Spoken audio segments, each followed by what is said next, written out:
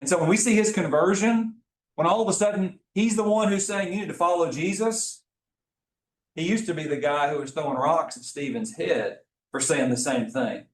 Don't think he doesn't understand. He doesn't understand the depth of these things. So what we see in Acts chapter 9 is his conversion, that road to Damascus experience where he goes, and you understand this, he's blind and God sends Ananias to him. And by the way, that becomes a huge part of his preaching.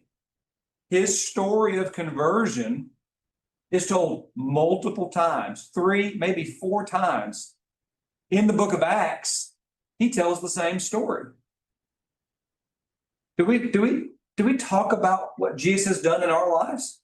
Do we talk about our conversion and how we've been changed in our lives? I know there is an incredible danger of subjectiveness and people creating things that are not true that we have to be careful about, right? And sometimes as we think about in the denominational world where people will talk about testimonial services I know there's a danger of people saying things that aren't true biblically, right? But unfortunately, sometimes we've responded to that by saying we shouldn't talk about our conversion. What a shame. What a shame. It's one of the most powerful evangelistic tools that you have. And you may say, well, I don't know the answer to this question. I don't know the answer to that question. Maybe you do, maybe you don't. But what you do know is what Jesus has done in your life. Go share that with somebody. And if people protest against that, as if that's too personal, well, they would have said the same thing to Paul. So they're just going to have to live with that because that's what Paul does, right? This becomes foundational. The gospel is very personal to Paul. One of the worst pieces of advice that I ever got. I got this from an elder in the church who probably wasn't my biggest fan, but here's what he told me. He said, when you preach, it should be the most impersonal thing that you do. Now, why did he say that? Well, the reason he said it was because he wanted things, we're in the book. Just quote the word, right? Don't be telling me about yourself. Tell me about what the Bible says. That's where he was coming from. But can I tell you, it was one of the dumbest things anyone's ever said. Because your preaching and your teaching and your evangelism and your Bible, they ought to be the most personal thing that you do. And your effectiveness is probably going to be seen in those things. I'm just telling you that these things are very personal to Paul. He's not having an academic conversation when he writes the book of Galatians or when he goes on the missionary journeys or even when he's shipwrecked on the way to Rome. These things, well, what he says about Jesus, who is our life, right? This is one of the problems that we face with a lot of modern preaching in the church. This is one of the problems that we face in regards to people not being evangelistic. It's not personal. I'm going to tell you it was real personal to Paul.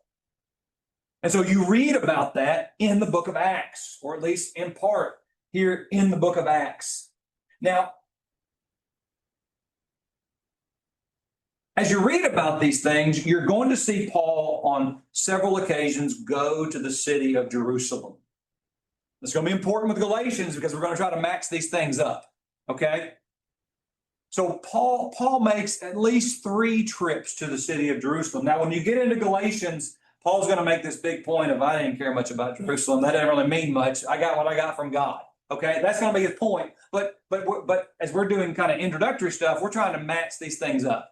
So you see very early on here in the book of Acts, you see Paul there in Jerusalem when he finds himself trying to join himself to the church there in Jerusalem.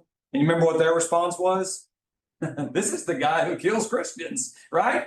Why don't you come sit by me this Sunday? I mean, we can cite the church of Jerusalem, but I mean, understand this would have been tough, right? This is where Barnabas says he's with me, right? He's with me in this situation, and I think we need some more of that in the church. Be willing to cash in some of your credibility, preachers, teachers, leaders, for the sake of others who might struggle to be accepted by the church. That's what Barnabas does for Saul.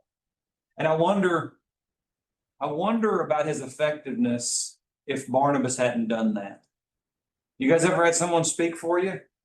I think back in my life, and it's a lot more water under the bridge than I'd like to admit. But when I look back at my life, so many times there were just people who vouched for me. There were people who said, you can trust him. There were people who said, you should listen to him, right? Those people are huge. Acknowledge that in your life, but be that person for others. That's who Barnabas was for Saul. And so they go and he's joined together with the church. Well, what you know in Acts is that you see this transition, right? Where you see the conversion of Saul, but then we kind of flip back to Peter, right? And Peter's going to have his vision, and we're going to go to the house of Cornelius, and the first Gentile converts are going to be there. So you begin to see all of these things. Acts chapter. So if we were kind of working through these things, we would look at passages like Acts chapter 9 and verse 26. When he came to Jerusalem, he was trying to associate with the disciples, right? And so then you have the conversion of Cornelius, and all of a sudden in Acts chapter 11, you're reintroduced to this guy, Saul or Paul. Same guy. It's not a Christian name, right? Saul would be his Hebrew name. Paul would be his Greek name. He's still going to be called Saul even after his conversion, because it's still his name. Just depends on where he's at. I told you guys, some people call me Wesley, some people call me Wes. Depends on when they met me and where I'm at. Okay, if I go back to Sikeston, Missouri, it is Wesley. If you're in Valdosta, it's probably Wes. Anyways, it's the same thing with Saul's name. But you're reintroduced to him here in Acts chapter 11. In Acts chapter 11, at about verse 27, we're in the church of Antioch. And by the way, I'm assuming that you understand some of this, so I'm just trying to slide through it really quickly. But he says, at this time, some prophets came down from Jerusalem to Antioch. And one of them, named Agabus, stood up and began to indicate by the Spirit that there would certainly be a great famine over all the world. This took place in the reign of Claudius. And in proportion that any disciples had means, each of them determined to send a contribution of relief of the brethren living in Judea. And this they did, sending it in charge of Barnabas and Saul to the elders.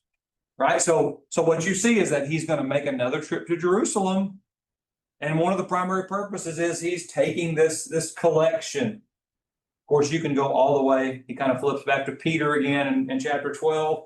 And then in verse 25, he says, and Barnabas and Saul returned from Jerusalem when they had fulfilled their mission, taking along with them John, who was also called Mark. So he tries to join himself in chapter 9.